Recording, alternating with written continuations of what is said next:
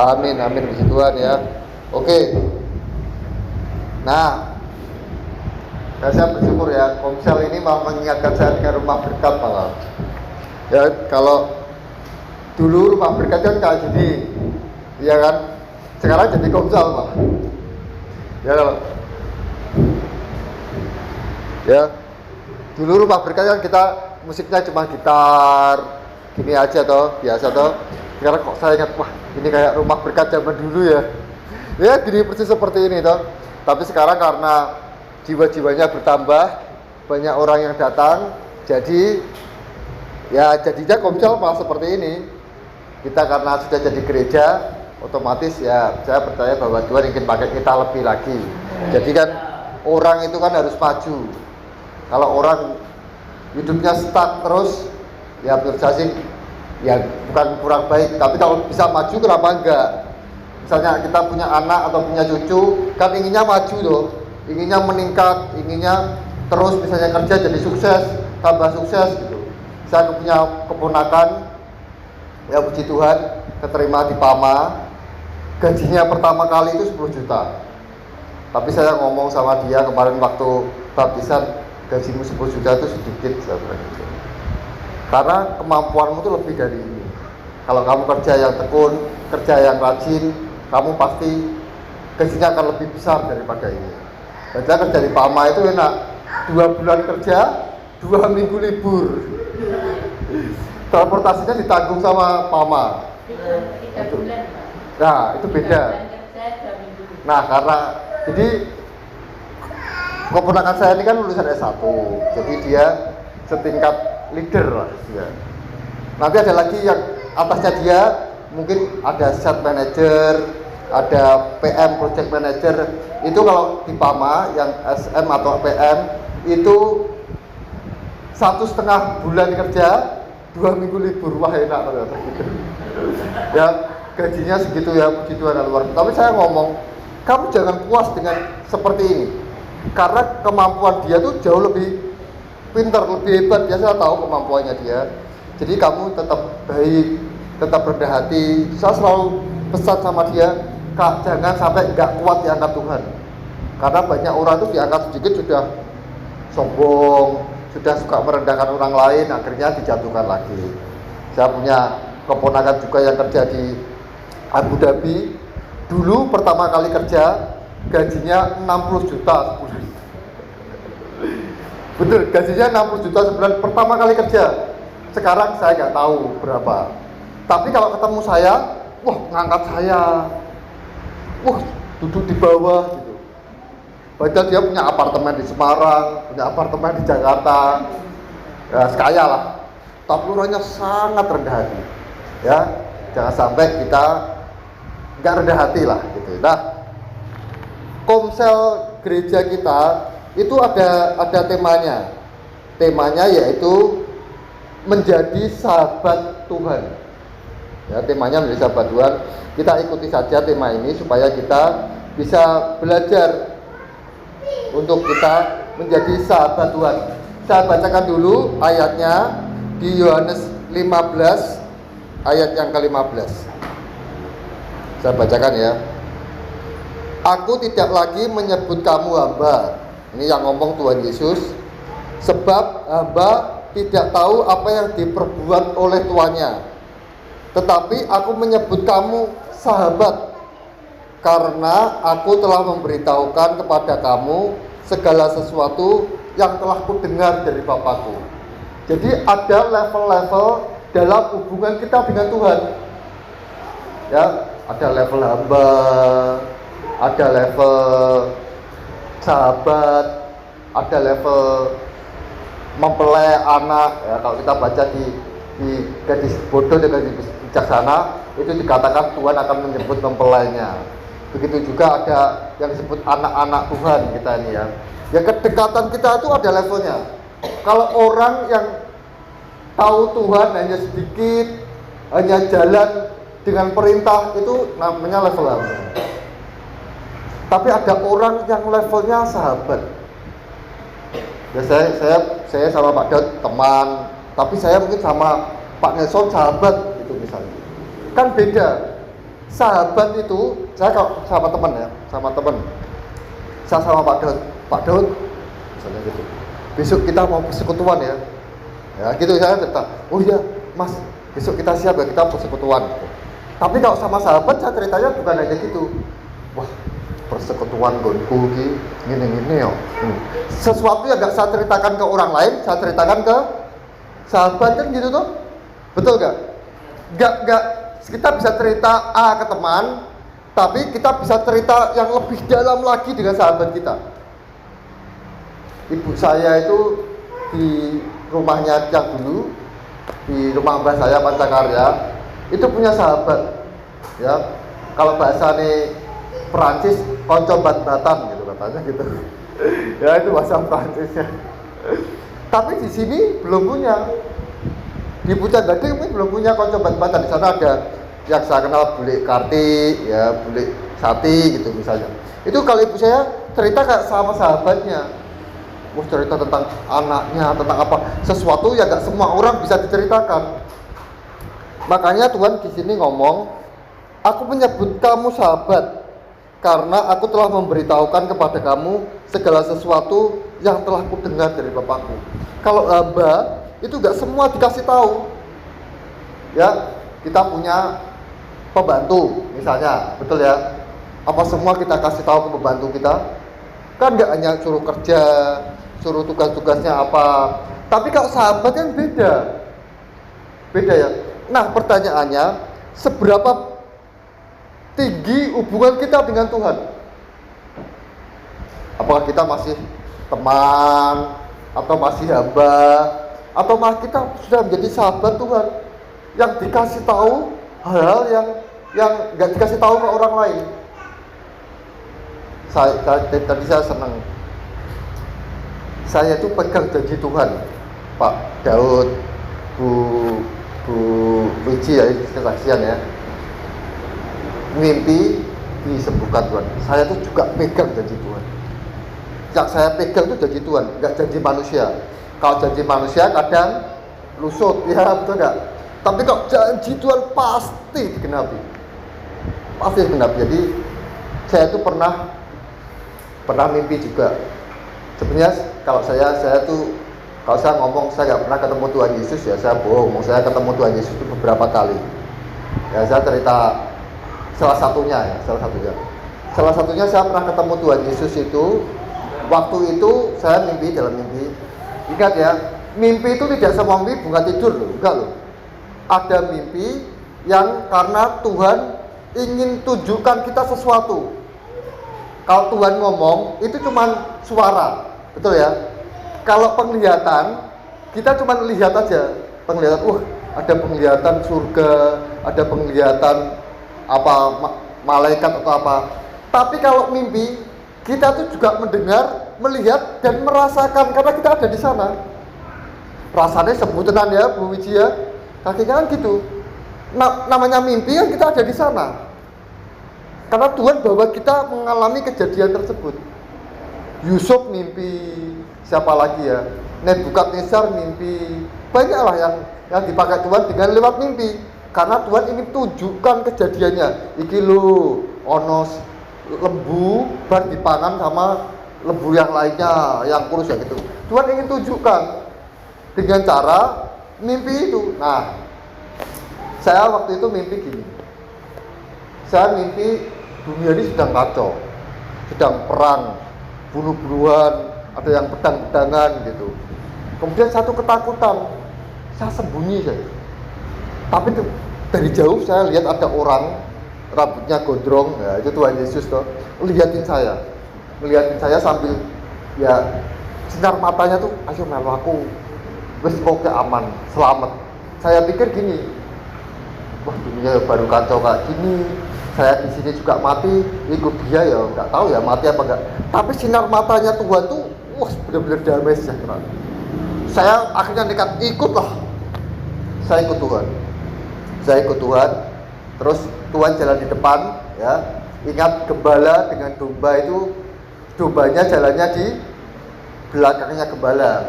Kalau gembala bebek, bebeknya di depannya gembala. Tapi kalau gembala domba dombanya itu di belakangnya gembala. Jadi gembalanya jalan, dombanya ngikuti.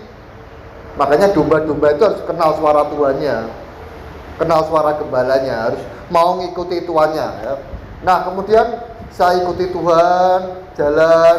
Tuhan itu pakai sandal kayak Bu Wiji gini, tapi ada belakangnya gitu ya, kayak sandal zaman dulu, sandal naik gunung gitu ya, ya gitu, tapi ada belakangnya, diikat gitu, diikat tali-tali gitu. Nah ketika saya jalan, Tuhan itu jalan nginjak semak duri. Kalau kita tahu Putri malu lah ya, Tuhan pakai sandal, saya nggak pakai sandal. Jadi Tuhan nggak sakit toh kakinya toh, kaki saya sakit. Karena coba siapa yang pernah nginjak Putri malu? Sakit toh kalau ada durinya. Nah kemudian saya batin sendiri. Saya lihat dari kejauhan tuh ada sebuah rumah yang di luarnya ada sandalnya, tapi jauh di sana, agak jauh lah. Terus saya batin ini, Tuhan, yang kamu benar-benar Tuhan, pindahlah sandal itu di kaki saya. Habis saya batin, sandalnya pindah ke kaki saya. Hebat Tuhan itu. Terus saya jalan, terus akhirnya saya lihat lautan api baru mendatangi saya dan Tuhan Yesus. Saya pikir, oh kiamat ini, ya sudahlah, dunia berakhir ini, saya mati. Saya gitu, saya pikir saya mati juga. Kan nggak lautan api lahar gitu mendatangi saya gitu sama Tuhan. Saya pikir saya mati. Tapi ternyata ketika laharnya bergulung-gulung mendekati saya, Tuhan itu terbang dan saya ngikuti dia terbang. Inilah janji, ketika saya ngikuti Tuhan, Tuhan itu akan sediakan apa yang saya butuhkan. Tuhan akan selamatkan saya. Makanya ini janji yang saya pegang dengan Tuhan. Saya pegang, dan nyatanya sampai sekarang Tuhan pelihara saya. Tuhan selalu sediakan apa yang saya perlukan ya. Ya tadi saya baru ngomong sama Pak Nelson, nanti kalau orangnya tambah banyak, mobil saya ini kan nggak cukup. Tapi kan kita akan disediakan mobil di Pelamongan yang untuk pelayanan di sini.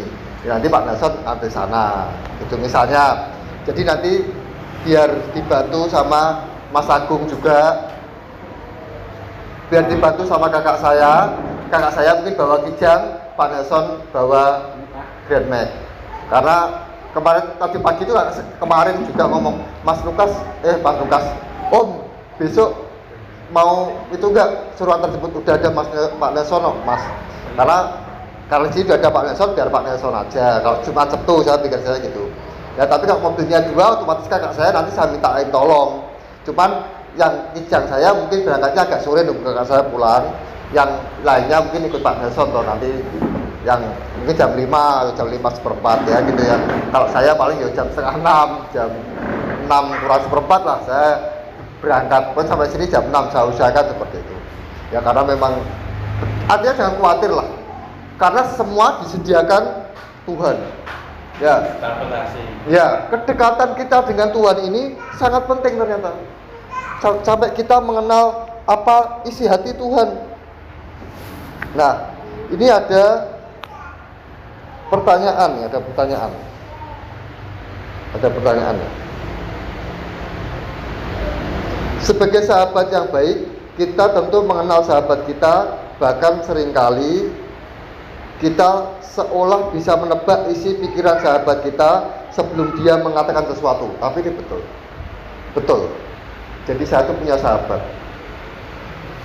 saya tuh dia pernah kesini ya memperbaiki ini yang ini malam-malam dia kesini masang apa ini namanya apa yang buat internet tau Mas?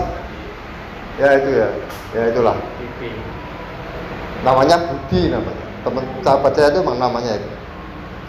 Dia tuh suka tahu pikiran saya. Pas saya sedih, saya butuh apa dia tahu. Ya kita kalau sama sahabat kan, sahabatnya sedih kan tahu toh. Sahabatnya butuh apa kan tahu toh. Gitu. Jadi seorang sahabat tuh seperti tahu isi hatinya sahabatnya.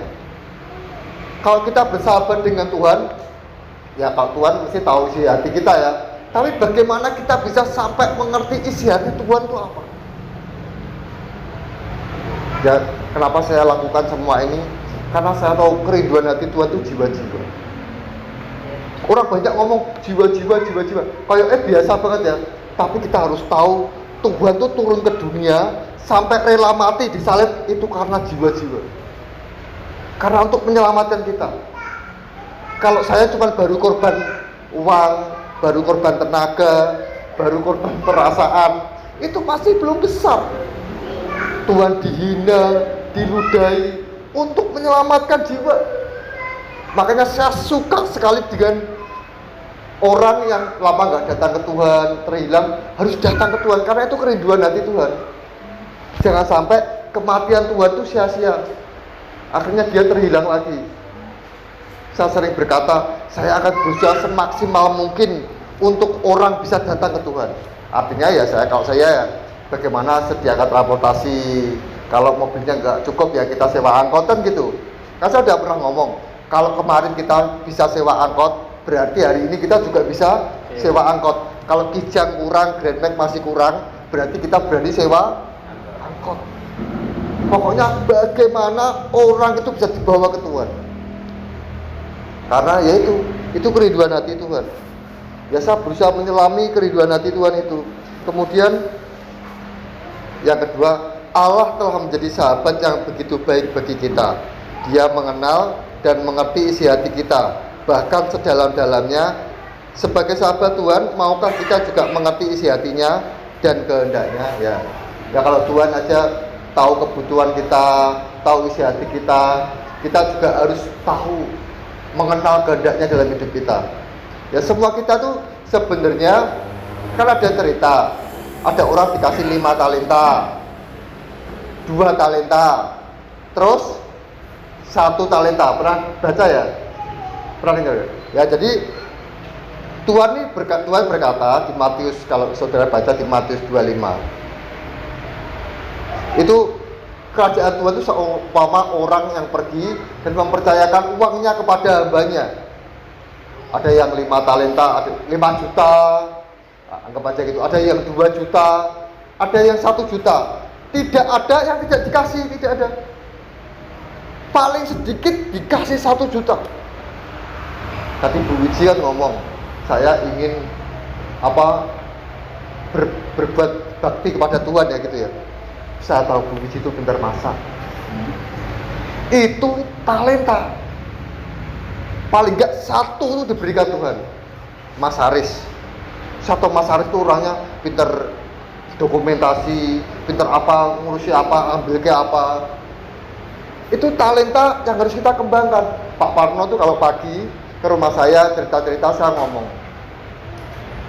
Kan Pak Parno kan tinggal sendiri. Ya nggak ada kegiatan. Kalau pagi Pak Parno, saya ngomong, kalau pagi itu Pak Parno doa.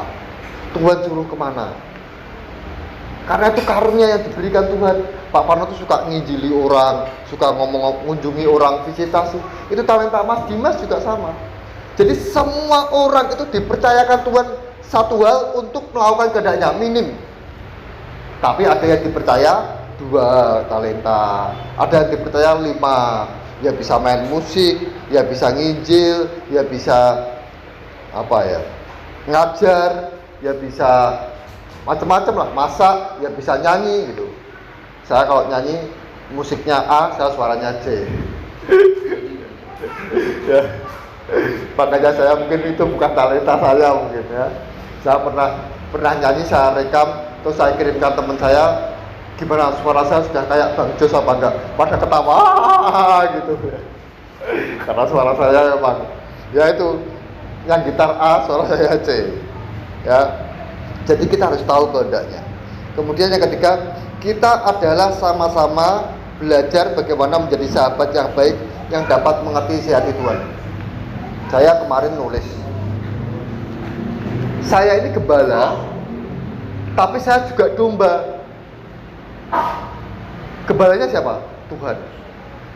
Saya harus ngikut Tuhan, baru saya bisa ngajari domba-domba untuk ikut Tuhan. Paham nggak?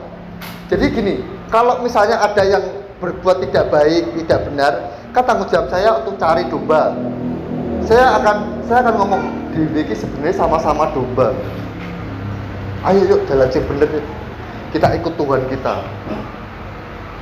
Ya, saya juga belajar. Seringkali saya tuh salah. Siapa bilang Mas Lukas gak pernah salah? Salah saya. Sering salah. Makanya saya kalau ada orang ngasih pasukan, Pak Parno, Pak Daud, Pak Agus, siapa aja, Pak Abraham, siapa aja, saya akan dengarkan dulu. Oh gitu ya. Tidak tiba-tiba jadi keputusan, oh kalau Komsel jangan ada makan besar. Itu bukan tiba-tiba. Itu dari orang ngomong, orang berpendapat, kok kalau Komsel nyediain makan kok susah ya.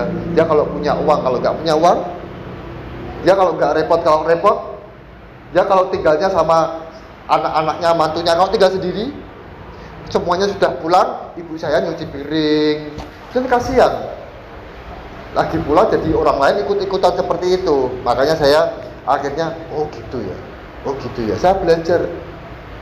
Berarti kita kalau Komsel, yang penting kan kita cari Tuhan. Ya, kalau mau makan-makan ya pas syukuran gitu aja. Atau kita misalnya, tapi di luar Komsel, supaya yang lainnya jangan ikut-ikut gitu. Itu saya harus dengerin semua orang. Semua orang saya dengerin. Apa yang baik yang di sini atau apapun yang terjadi, saya dengerin karena saya juga belajar. Saya juga belajar peka dengan Tuhan untuk mengerti kehendaknya, untuk mengerti isi hatinya, ya gitu. Ini pertanyaannya kepada para jemaat, apakah mereka pernah merasa menjadi sahabat Tuhan atau sebaliknya, apakah Tuhan merasa jauh? Siapa yang pernah merasa dekat dengan Tuhan? Atau merasa Tuhan itu jauh dengan saya? Pernah merasakan nggak? Kosong, ke gereja ya nggak ada anunya, kosong, merasa. Saya pernah datangi salah satu guru sekolah minggu, karena dulu saya itu sebelum pelayanan ini saya pernah jadi koordinator sekolah minggu. Ya, salah satu gurunya pernah ke rumah saya itu dengerin khotbah tapi kosong mas, nggak pernah masuk. Saya puji-pujian nggak pernah ketemu Tuhan, kosong, merasa jauh dari Tuhan. Atau ada yang merasa dekat dengan Tuhan. Nanti saya ajari ada dua hal supaya kita bisa dekat dengan Tuhan. Ya, yang saya ajari. Bukan saya ajari, saya sharingkan karena ada ajar-ajar ini udah saya ngikutin aja. Ya, saya jelaskan. Kemudian bagikan pengalaman Anda tentang menjadi sahabat Tuhan. Nah, nanti saya bagikan sambil. Jadi ada 2 poin, ya. Poin yang pertama, sahabat, untuk kita bisa dekat dengan Tuhan, menjadi sahabat Tuhan itu menghabiskan waktu bersama atau punya waktu khusus dengan sahabat kita. Kita nggak akan semakin kenal, semakin dekat kalau kita nggak pernah, bahasa Perancisnya lagi, alem-aleman. Tahu nggak bahasanya alem-aleman? Tahu nggak? Bat-batan, tahu nggak? Alem-aleman tahu. Saya duduk berdua sama Pak Nelson, baru ngobrol-ngobrol. Wah, iya Pak, bojomu piye, anakmu, anu. Nah itu akhirnya jadi semakin kenal, semakin dekat, betul ya? Saya dengan teman saya tuh dulu, kenapa sahabat saya tiap malam nongkrong dengan saya zaman saya sekolah, karena saya tinggalnya di Pancakarya dulu. Itu tiap malam ngobrol-ngobrol, ngomong-ngomong, akhirnya dekat dan jadi sahabat saya, punya waktu bersama. Ya di sini siapa yang punya waktu bersama dengan Tuhan? Tadi Bu Wiji, kalau tengah malam saya itu bangun, punya waktu dengan Tuhan. Saya itu tiap pagi pasti baca Alkitab. Dari Alkitab itu saya dapat sesuatu dari sahabat saya Tuhan. Akhirnya saya sampaikan, saya sharingkan lewat tulisan.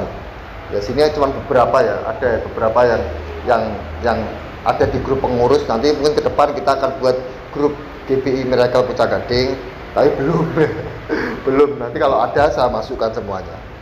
Ya nanti akan ada seperti itu. Nah, saya tuliskan tiap pagi saya itu makan setelah jam 9. Artinya gini, saya makan rohani dulu baru makan jasmani. Saya tidak makan nasi sebelum saya baca Alkitab. Itu yang saya lakukan tiap hari. Jadi kesaksian ya, jadi gitu. Pak Parno itu kalau jam 1, jam 2, jam 3 dibangunkan Tuhan. dia baca Alkitab, merenungkan, itu punya waktu bersama dengan Tuhan. Kita harus punya waktu itu untuk menjadi sahabat Tuhan. Kalau kita nggak pernah punya waktu dengan Tuhan, ya kita nggak akan kenal dia, nggak akan jadi sahabat Tuhan. Kerja penting nggak? Penting.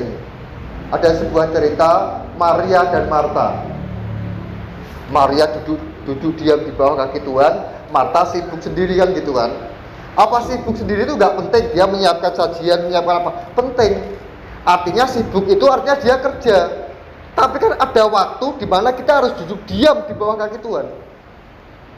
Kita itu 6 hari kerja, 24 jam, berapa hari ya?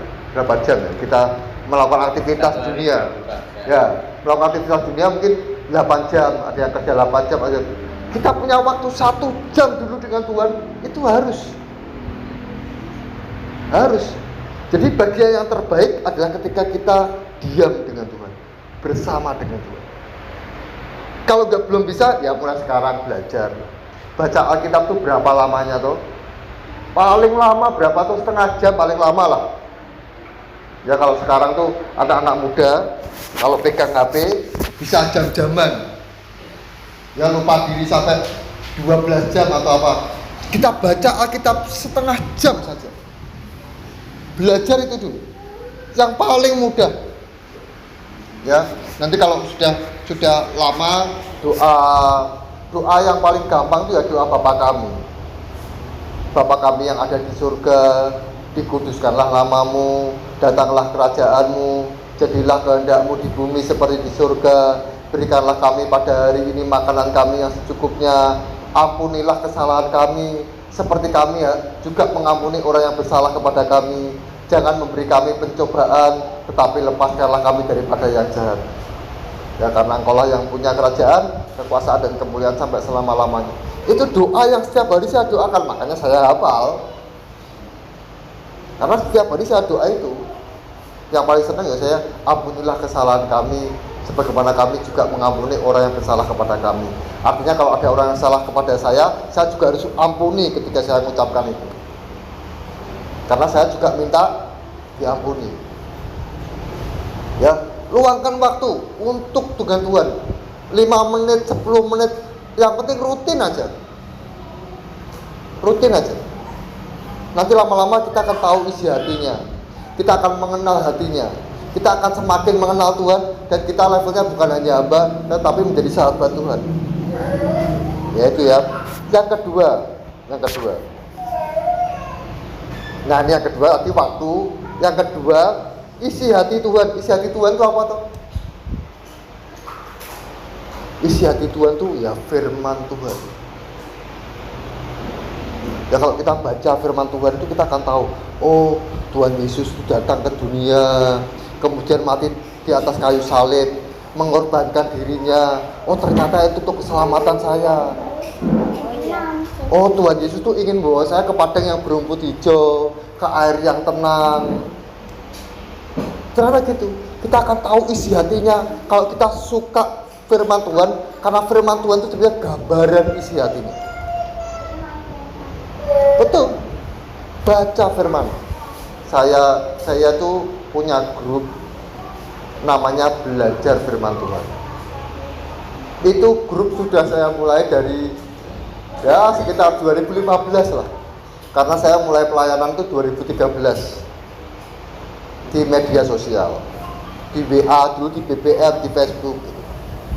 Tiap hari membaca Alkitab dari Kejadian sampai Wahyu, tidak boleh lompat-lompat. Tiap hari. Dulu saya pertama 1 pasal tiap hari, kemudian 3 pasal tiap hari, pernah 5 pasal tiap hari. Sekarang bukan pasal, tapi setiap kali Tuhan dapat sesuatu, nggak bisa batas dengan pasal, saya sharingkan. Karena sudah berkali-kali. Dan itu yang ada di grup itu, ada yang mulai dari kuliah, sampai kemudian dia dari dosen, sampai menikah. Ada yang dari nggak punya anak, sampai akhirnya punya anak 2. Karena kan sudah lama. Itu yang saya lakukan tiap hari. Ketika saya ngomong, saya tidak makan nasi, tidak makan sebelum saya baca Alkitab. Akhirnya saya mengenal isi hati Tuhan. 2 itu dulu lah lakukan. Kalau 2 itu kita lakukan, maka kita akan menjadi sahabat Tuhan yang mengenal isi hatinya. Ya, itu kira-kira yang bisa saya sampaikan. Ingat, apa yang saya sampaikan itu bukan hanya didengarkan tapi dilakukan. Ya, kalau saya ngajari mengampuni, ya harus mengampuni. Kalau saya ngajari tentang berbuat baik, ya harus berbuat baik. Karena gini, firman itu sebenarnya berkat mujizat kalau dilakukan. Kalau tidak dilakukan, ya jangan salahkan firman-Nya, salahkan kita. Tuhan ngomong, itu loh ada nasi goreng di warung itu, ambil aja. Tapi kamu cuma di sini aja, nggak mau bergerak ngambil ke sana. Ya kamu nggak dapat nasi goreng itu.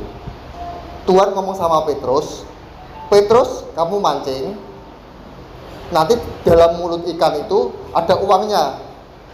Kalau Petrus, ngapain mancing, kurang kerjaan. Dapat uang di dalam mulut ikan enggak? Enggak dapat toh.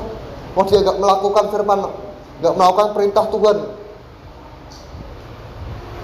Jadi gitu, cuman Petrus tebarkan jalanmu ke kiri. Saya itu sudah semalam-malaman nelayan menjala ikan, enggak dapat apa-apa, ngapain nebarkan jalan? Dapat ikan yang penuh enggak? Jadi bukan salah firman-Nya, tapi salah kita kalau ada hamba Tuhan atau ada pelayan Tuhan, siapapun juga yang ngomong tentang firman Tuhan, kita nggak melakukan, terus kita nggak diberkati. Jangan teriak-teriak ke Tuhan, kok aku nggak berkati Tuhan, kon ngampuni wegah, kon mengasihi wegah, kon dekat dengan Tuhan nggak mau. Ya, harus dilakukan. Oke gitu, mari kita tutup dulu dengan doa. Nanti mungkin kita mau sharing atau apa, silakan saya itu ya Pak, ikut Pak Agus saja. Mari kita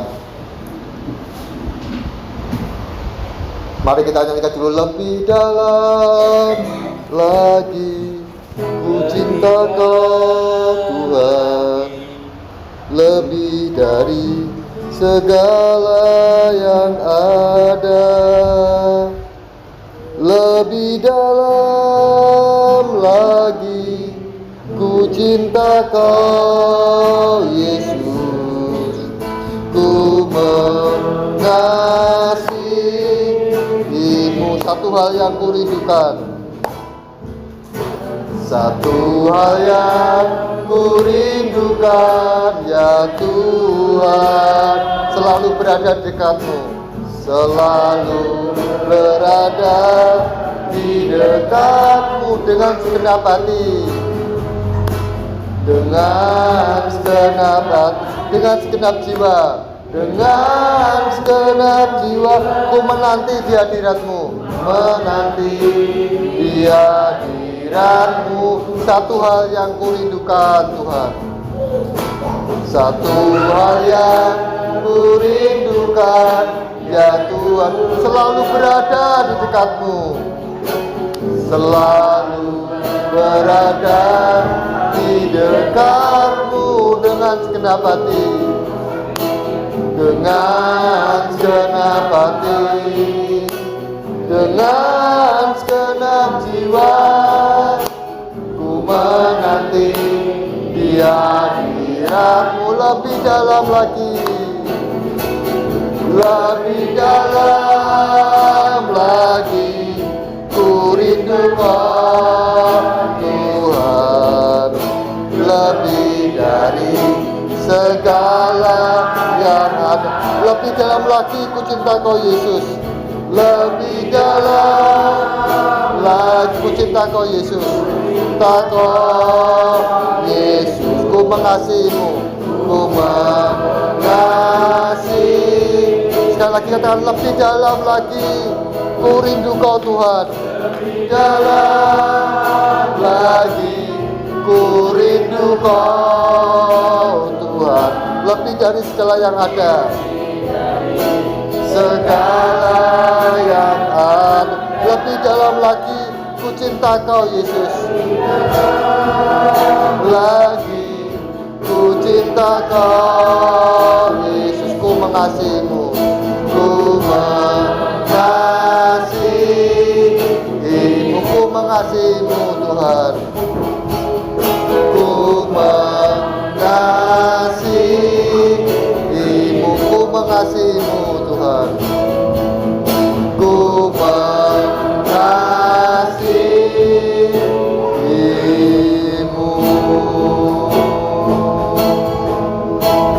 Terima kasih Tuhan, terima kasih Tuhan. Terima kasih Tuhan, bawa kami Tuhan lebih dekat kepadamu Tuhan, lebih dalam kepadamu Tuhan, sampai kami bisa mengenal isi hatimu, sampai kami menjadi sahabat-sahabatmu. Terima kasih Tuhan, ini kami Tuhan, biar firman yang kau tanamkan dalam hidup kami berbuah, dan kami bisa menjadi berkat-Mu Tuhan, kami bisa kau pakai menjadi alat-Mu. Terima kasih Tuhan, berkati kami semua yang datang hari ini, berkati Mas Dimas yang melayani musik Tuhan, berkati Pak Agus yang juga melayani Tuhan. Terima kasih Tuhan, kami semua percaya Tuhan, kami ini anak-anak-Mu Tuhan, Kau yang berkati kami semua, Kau yang tolong kami semua Tuhan. Terima kasih Tuhan, terima kasih Tuhan. Yang lemah sudah Kau kuatkan, yang sakit sudah Kau sembuhkan, yang putus pengharapan Kau yang beri pengharapan. Terima kasih Tuhan, mari angkat tangan kita. Terima kasih Tuhan. Tuhan memberkati Engkau dan melindungi Engkau. Tuhan menyinari Engkau dengan wajah-Nya dan memberikan Engkau kasih karunia-Nya. Tuhan menghadapkan wajah-Nya kepadamu dan memberikan Engkau damai sejahtera. Kiranya berkat dari Allah Bapa, kasih-Nya dalam Tuhan Yesus, dan persekutuannya dengan Roh Kudus menyertai kita sekarang sampai selama-lamanya. Semua yang percaya berkata amin, amin. Puji Tuhan, terima kasih. Tuhan Yesus berkati. Silakan Pak Agus.